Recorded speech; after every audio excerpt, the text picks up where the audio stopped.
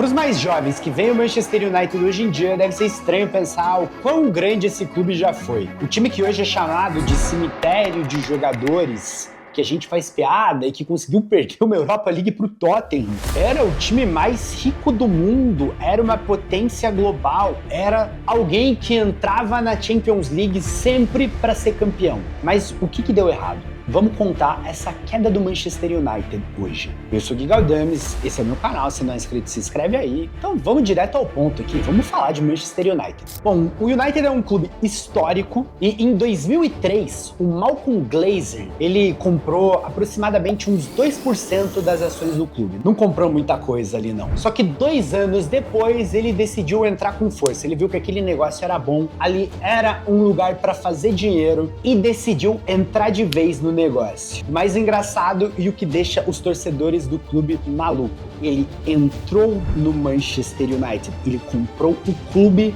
com o dinheiro do próprio clube. É como eu compro uma empresa, só que para isso eu faço uma dívida no nome da empresa e aí a partir disso eu sou o dono dessa empresa e ela vai pagando a dívida que eu fiz no nome dela. E assim ele ficou com 75% das ações e passou a ser o sócio majoritário do Manchester United. Então talvez só com isso você entenda por que os Glazers nunca foram bem vistos pela torcida. Mas enquanto o Sir Alex Ferguson esteve lá, tudo sempre foi ótimo. O Manchester United em campo sempre competiu. De 2005, quando eles entraram, até 2013, o United sempre brigou pelo título inglês, conquistando ele em algumas ocasiões. Nesse período, chegou a 3 finais de Champions League, conquistando uma delas. E, obviamente, sempre cumpriu a função que os donos gostavam, que era dar dinheiro. Mas em 2013, Sir Alex Ferguson decide deixar o barco. E aí começa uma era que acho que ninguém imaginava que iria acontecer. E nessa época ficava o burburinho de quem seria o escolhido para substituí-lo. O grande favorito à época era José Mourinho. Óbvio, Mourinho era multicampeão, já tinha sido campeão inglês pelo Chelsea, tinha vencido a tríplice coroa pela Inter, havia passado recentemente pelo Real Madrid, sonhava em substituir o Ferguson. Inclusive dizem que quando ele descobriu que não seria ele, ele chorou. Mas o escolhido para aquela tarefa foi o então treinador do Everton, David Moyes, que ganhou um contrato de 6 anos, dos quais ele cumpriu apenas 295 dias no cargo. Afinal, depois de muitos e muitos anos, pela primeira vez, o United não só ficou fora da Champions League, como ficou fora de competições europeias na temporada seguinte. Então ficou claro que a sucessão do Ferguson não foi bem sucedida. E aí o clube precisava ir atrás de um novo nome. Para isso, foram atrás do holandês Louis van Gaal, um cara com um ótimo currículo, que já havia sido campeão da Champions League pelo Ajax, que em 2010, pouco tempo atrás, tinha chegado à final da Champions contra o próprio Mourinho, com o Bayern de Munique, que em 2014 fez uma boa campanha com a seleção holandesa na Copa do Mundo do Brasil e que chegou ao United trazendo alguns bons reforços. Memphis, Blind, Falcão Garcia, Di Maria, Vitor Valdez. Parecia que agora aí, o United agora tinha um treinador de nome. Em sua primeira temporada, o Van Gaal cumpre a função, ele leva o United de volta à Champions League.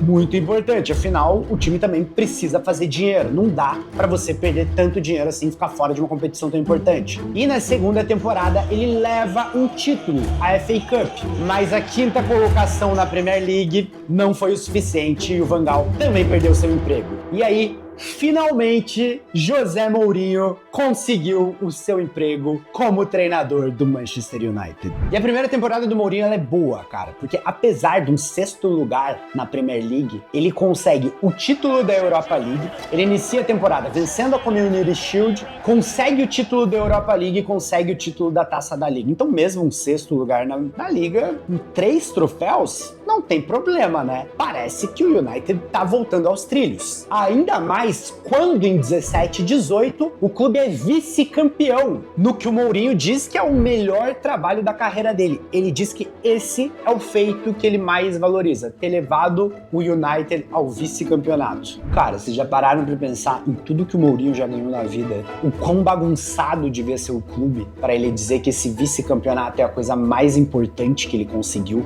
Mas enfim, na terceira temporada do Mourinho os problemas começam. Como a gente sabe, ele começa a se desentender com jogadores em público, principalmente Paul Pogba, que vira o seu principal alvo. Ele começa a criticar muito o francês. Mourinho também não aguenta, é demitido e pro seu lugar vem o interino Solskjaer. O desempenho do Solskjaer é tão bom como interino que o clube decide efetivá-lo como treinador. E a real é que desde a saída do Ferguson, nenhum técnico foi treinador do Manchester United por tanto tempo quanto o Solskjaer. Ele não conseguiu vencer nenhum troféu, assim como o Mourinho, o mais próximo do sucesso que ele teve foi conseguir um vice-campeonato na Premier League, consegue classificações para Champions, boas campanhas, foi ele quem recebe Cristiano Ronaldo quando o jogador volta para o clube depois de muito tempo. CR7 que inclusive quando volta reclama que o United estava exatamente da mesma maneira que ele havia deixado em 2009, ou seja, o clube parou no tempo, naqueles 11 anos nada havia mudado,